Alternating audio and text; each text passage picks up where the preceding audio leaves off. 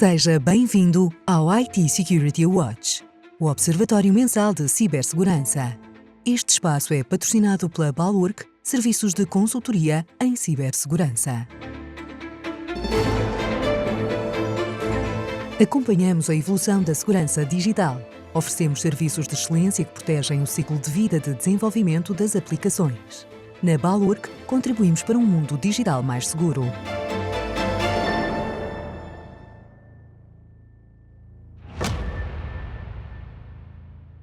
Sejam bem-vindos ao IT Security Watch, o podcast da IT Security com o apoio da Balurk, onde mensalmente analisamos os temas de cibersegurança, ciberrisco e ciberresiliência que marcam a atualidade.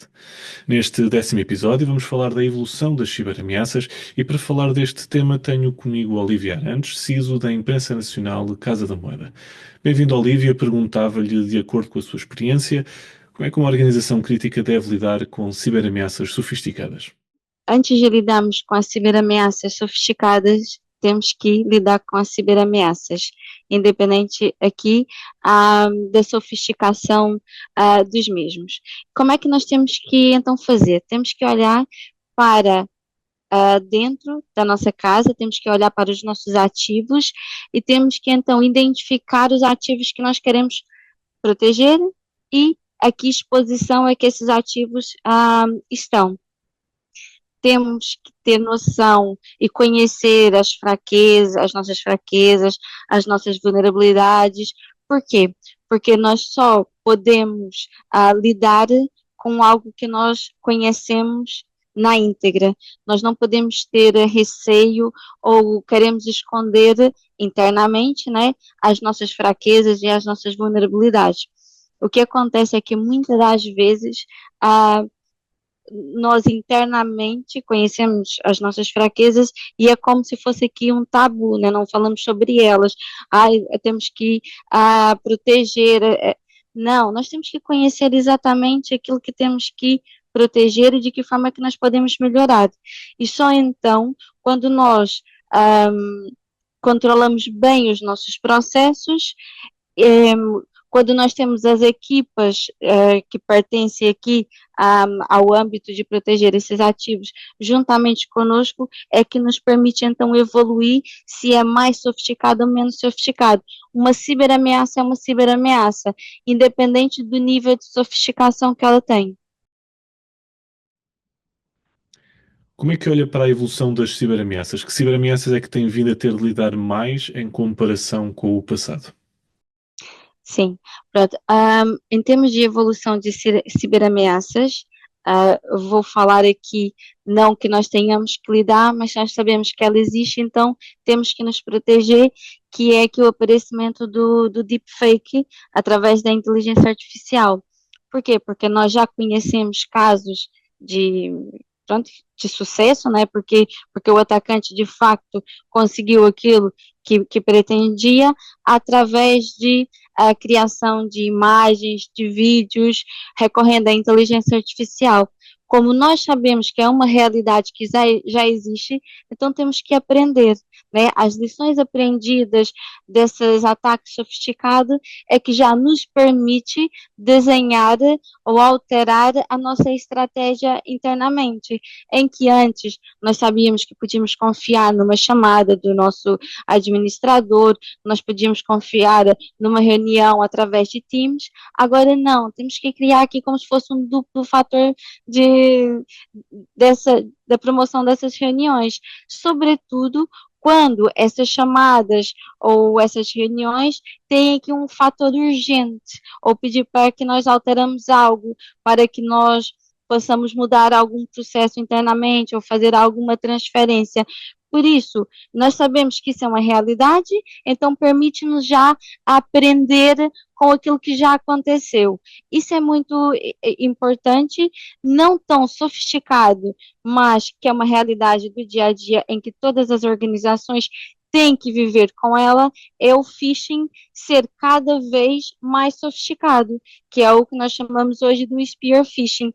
Este sim é uma realidade que veio para ficar, porque os atacantes não precisam de muito conhecimento ou de muito investimento para determinar aqui ataques de spear phishing, e são ataques altamente rentáveis. Por isso, esta realidade temos vivido com ela, e o que nos permite também, à medida que ela vai evoluindo, também evoluímos nós, seja nas simulações de ataques de phishing internamente, seja para moldar aqui algum processo internamente que nós temos, e eu diria que é preocupante esses dois cenários. Que aprendizagens recentes têm vindo a moldar as políticas de cibersegurança atual?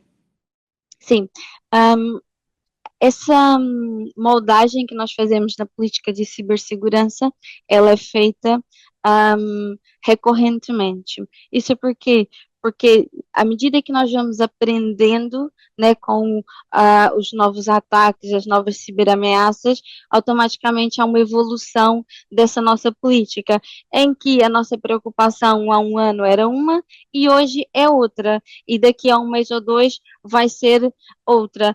Essa aprendizagem, não só com aquilo que acontece internamente nas organizações, mas aquilo que nós vemos acontecer, é o que de facto molda essa política, e também nas várias conferências que nós, CISOs, partilhamos, né, dificuldades, objetivos, também permite, eu gosto muito de participar dessas conferências, porque permite a mim ver uma realidade também que não é a minha, e o que me permite aprender também com essas outras realidades.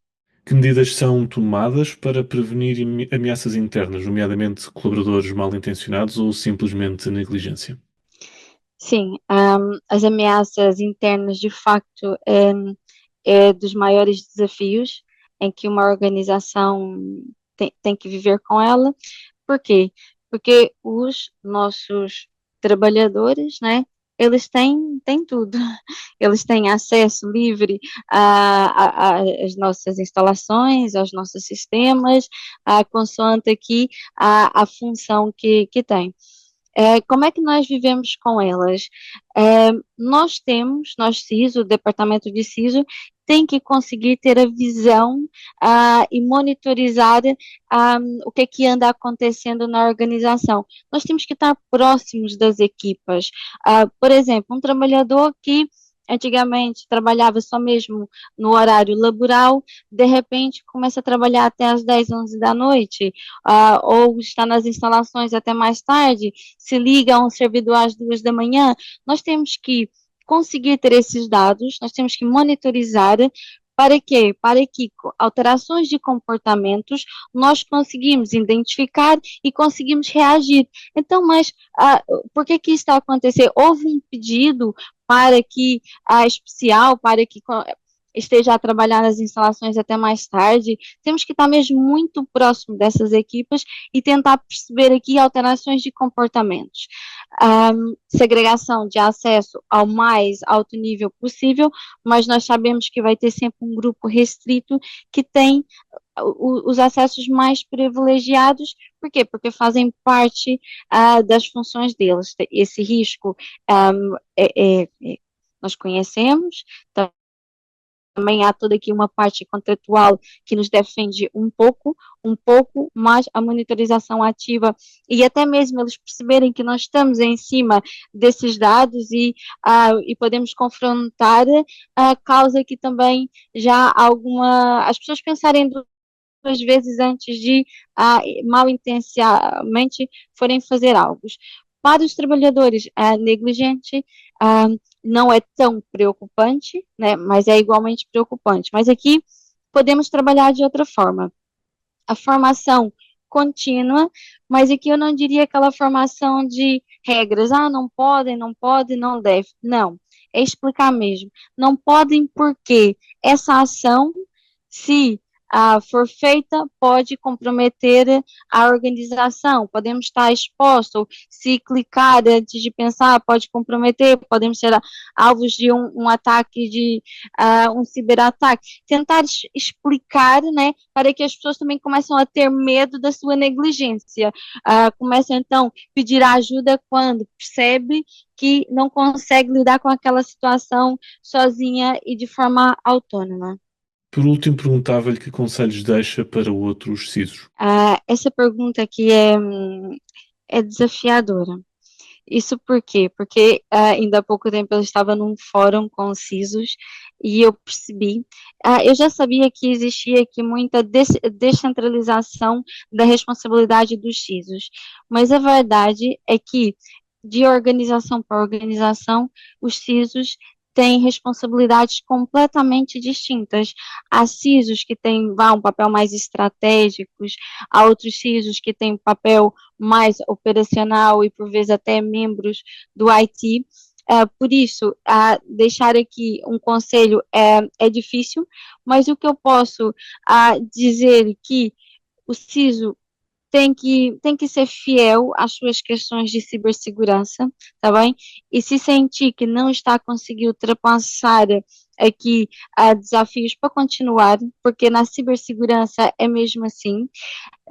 Quando nós estamos a implementar uma estratégia de cibersegurança na organização, temos que ter consciência que somos nós quem vamos implementar, mas são as áreas que têm a responsabilidade de cumprir.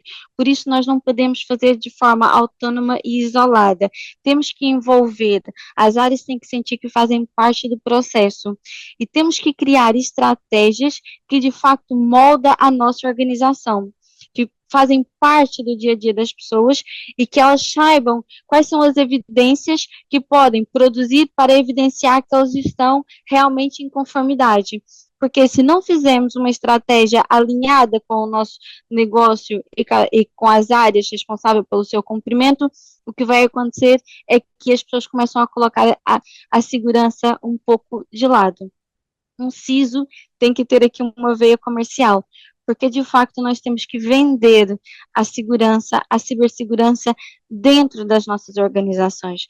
Nós precisamos que as pessoas estejam verdadeiramente convencidas que aquele trabalho tem de ser feito daquela forma e que é o melhor para todos, porque se não o fizermos, eles vão sempre tentar contornar a segurança, ou às vezes podem até olhar como o CISO, o departamento de CISO, como aqueles que vêm criar aqui mais obstáculos nas minhas tarefas, no meu dia a dia, e não.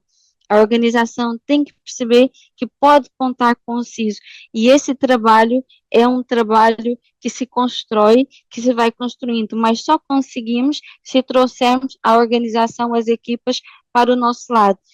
Nós temos que ter a confiança de todos e eles têm que sentir que pode contar conosco. Olívia, obrigado pela sua disponibilidade e visão sobre este tema. O IT Security Watch, com o apoio da Balur, que volta no próximo mês para mais um episódio com um novo convidado.